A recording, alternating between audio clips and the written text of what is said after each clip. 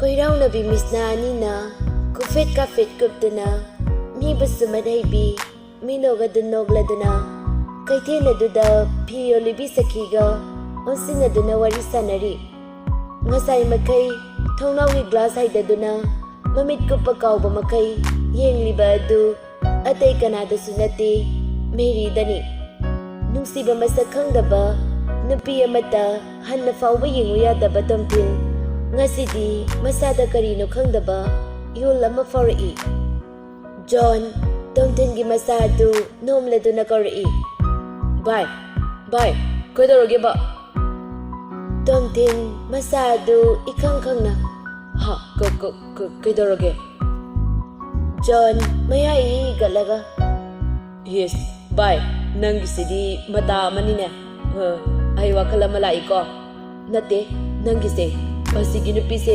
pamiroba tomthin masada fauriba ihul adu lasilaga wa adu thaido agairi yare yumda chalase mani thoiba tomthin da thoine na khanjiludi nupi panba yadaba nupani makhoina nupi gi wa fanam hairasu tomthin na manada hapide adumak nungde singchai baga chamanai adubu mani thoiba meri bo muktang manak nangna chagsilaga aseng masakta madu mamit pening zaningi mani thoiba tapna tomthin don sindunari bye kaithel da bora charuse nambogi bora sa yamna hawi hai John di karan tawa pamjaba khagnatana chaba thakpasu yamna pamjai adumakna madi thoine na khanjiludana John hairi hoi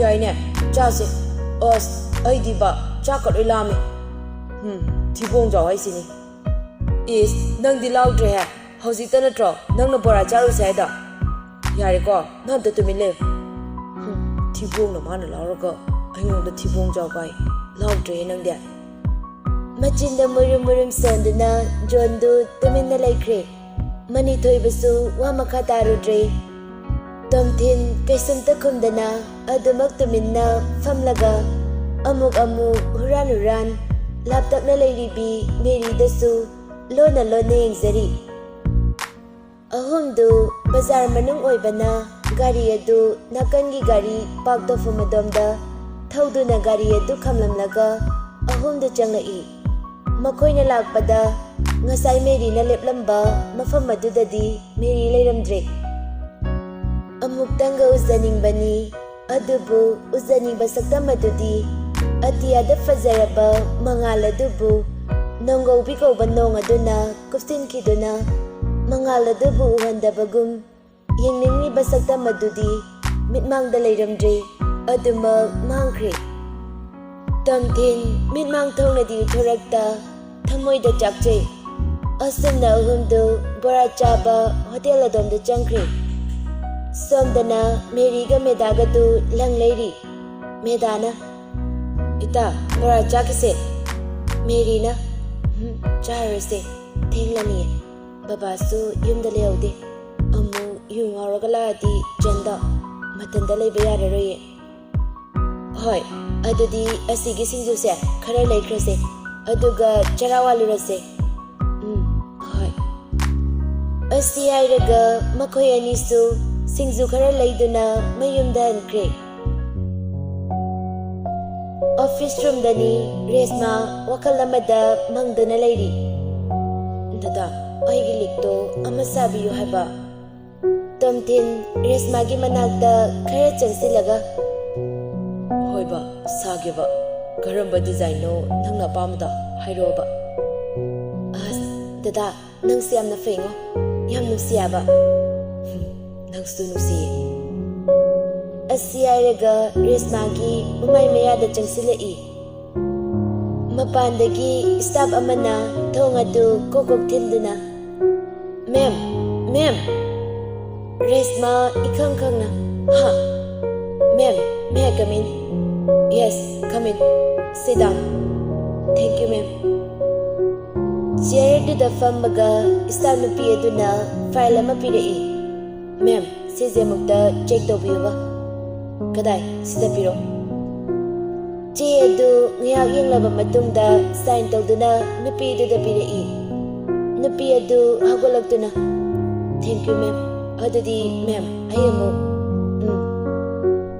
Staff nupi adu sutokri. Resma mahaki wakhalda mathanda khanjai. Mataw karamna tomthilgi maram matum yamsa. Ai gyoigane. Kanade. Ai plan ama sindaba yadre.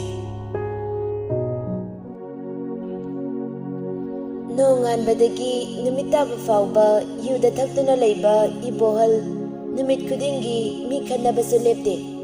Ngasisu party tawbada dor hinjinaraktuna wa kainarakpadagi khannarai. Lekai miyam changduna khamdonari. Lekai asigi mabuk khwaidagi fattabi migi sitra kuptrada yengduna leizabi nongmagi mi wangang haudradi nungaijadabi rasona hairi. Lekai asida aikhoi leiri habase noi kaubra nakhoi mayamna yurem thaktuna mi onsinaduna khatnaribaneba. Hai ibol nangna uboiramni mathong chadaba yurem thakpa haisini. Ibol makholi fai raga ineraso kaino mi amagi achumaransu thidana aionda hekta dainarisiba.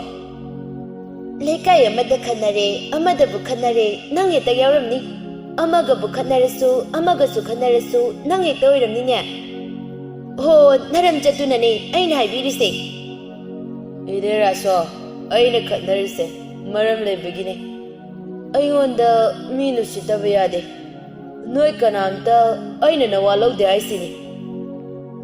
Medaga merigasu mayumda lakpada mi miyam omsilaga leiba duda sangsilaktuna yenglai.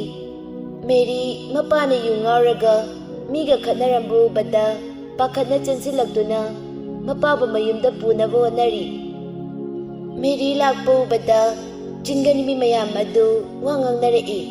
Onsin-onsinduna Meri da ngangbirai.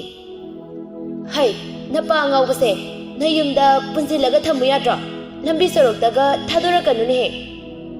Meri mapira chena mayam akhoibu warobigano aina ipagi mo sinduna haisari. Ho missinare yingjaningdre ho napa ngawbase nayumda thamo sangbikro yingjaningdre minnare. Medaga merigana ibohal bu samduna mayumda pusilai. Ibohal adum lauraga changai. Nawam talaude aisini. Aina ne nawam talaude. Asumarasu khangdana mi amabu ekta marak biba. Laibak se noina palone ha. Nawam talaude. Nawam talaude aisini aina. Kusine. You takningaga takningraga tukni. Aige apambane. It's my right. Baba, yareba. To base. Mapabu mangogi dari aduda thamlaga medana. Ita, adudi ayemu yumdalage ko. Hoy ta, adudi ayemu leharage ko. Hoy, chale. Meda chatkibaga ngasai makai thingduna leiramba mapi adu tarai. Aduga mapada pendana chaiba rai. Baba, kaino nangna tarise. Nacha aikaibo kaisumda nungsitraba. Oi, taningde. Kanagi chano. Aigidi icha amta leite. Baba, nacha aikoise hisabi ngagtane. Baba, aikoisu miyamrakti kaiye. Miyam tin bapa ngamdre. Baba, nang yung ba halo ba? Taningde. Ay taningde. Kaya na, kasi lang sinarakan. Ay gidi, itcha ka na lete. Ay di tanda ne, itanda. Kaday, lupa tarap lo, yutake. Baba, nang pira lupa tarap yu abane. Poy, kong ni. Yumsigi pote khudimba loina thugaigeba noina lupa tarap piwi adrati oi tawgeba.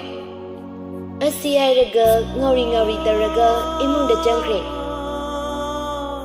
Meri pendraduna makhada famdaraga pena kapcharai. Machina kapagi makhol tabada Chan chentarei. Aduga machibu konsinbiduna. Chiche, kaidaragese. Chiche, kopkanoba. Chan, chiche se. Che, toba, kopkanoba. Chiche kapare. Lao, imungda changase. Kai chiche. Namidangi matamni Kubera ma direction mayai kagi room maduda TV yengli. Ngasi sakhangdaba singna engineer thoiba masada nongmai na kaplaga mana inkol chingda taraga leiramne hairi. Thoibagi imung manung singna siriba sigi aseng balanglan jing puthopiu hairi. Kainogi mera pabi lusing lisingna aseng bachumba langlan jing puthotri fauba asiba changasi laure hairi.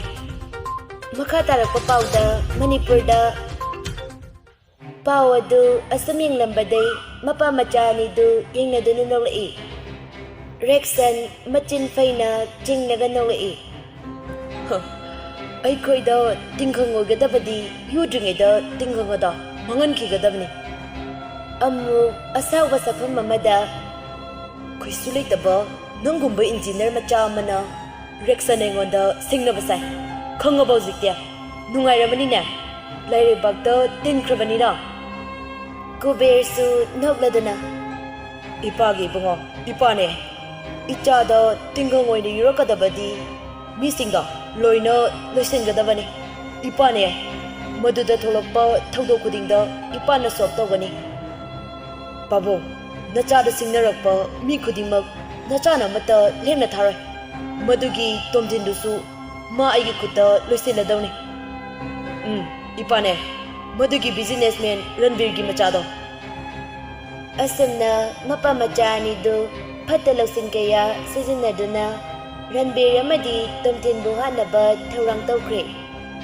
Fattaba migidi hidak leite habaduni makoigi wakalda afaba machet amata fauba khanba ngamde. Moigi wakalda hauzi khallibase ngasina kana hatkani hayengna kana hatkani haina khallaga laikre. Makhoigi thamoida mi amagi punsi asi kaisu leitana khalli. Namidangi matamni mapa macha makoi ahumdu chak chari. Gitana ibunga ima kari haplakhoge yarni daima moi pabungi di yari Gita chak chana macha don sinduna.